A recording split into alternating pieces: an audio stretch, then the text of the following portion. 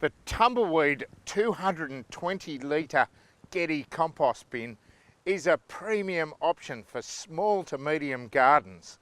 It'll take reasonable volumes of things like lawn clippings, fallen autumn leaves and kitchen scraps. Easy to set up with strong and reliable Australian design, it's made from 100% recycled UV stabilised plastic. In fact, it has a 12-year guarantee. So the Gedye Compost bin is a perfect way to start your sustainable waste management practice at home.